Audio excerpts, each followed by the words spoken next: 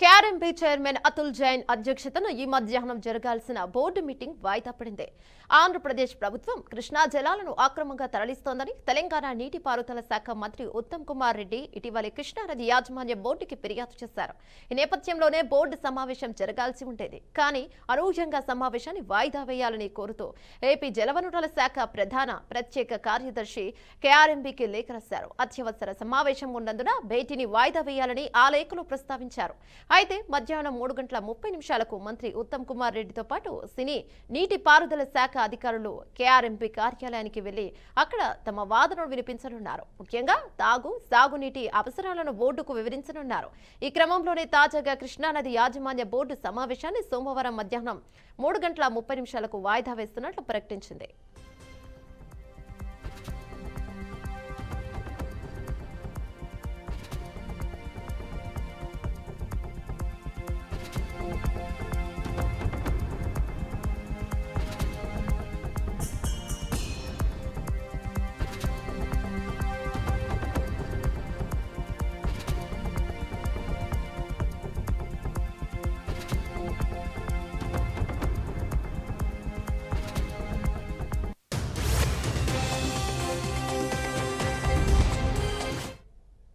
ఇదే అంశంపై మరింత సమాచారం మా ప్రతినిధి శ్రీనివాస్ అందిస్తారు. శ్రీనివాస్, చెప్పండి. ప్రధానంగా చూసుకుంటే కృష్ణా నది జలాలని అక్రమంగా శ్రీశైలం కుడికాలుగుండా ప్రాజెక్ట్ నుంచి కుడికాలుగుండా కూడా ఆంధ్రప్రదేశ్ ఎక్కువ నీరు వాడేస్తున్నారు అనే ఉత్తమ్ కుమార్ రెడ్డి అని తెలంగాణ మంత్రి వంటి నేతల ఆరోపణల నేపథ్యంలో ఈ మధ్యాహ్నం పూర్తిగా అత్యవసర సమావేశాన్ని కాల్ఫర్ చేశారు.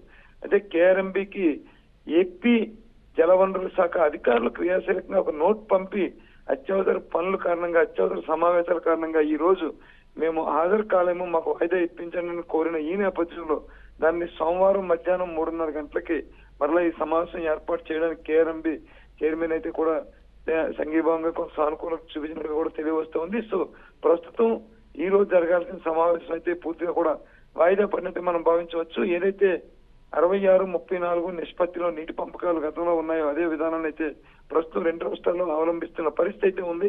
అయితే ఈ నేపథ్యంలో 50% వాటా కావాలని చెప్పి తెలంగాణ లాస్ట్ టైం జనవరిలో తెలంగాణ జల సౌధలో జరిగిన సమావేశంలో కోరడం కూడా జరిగింది. అయితే అప్పుడు ఈ కేఆర్ఎంబీ ఎవరైతే ఉన్నారో ఆ టీం ఎవరో కూడా ఒప్పుకోలేదు.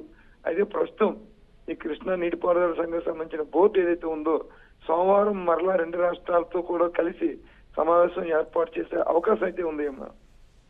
Thank you Srinivas.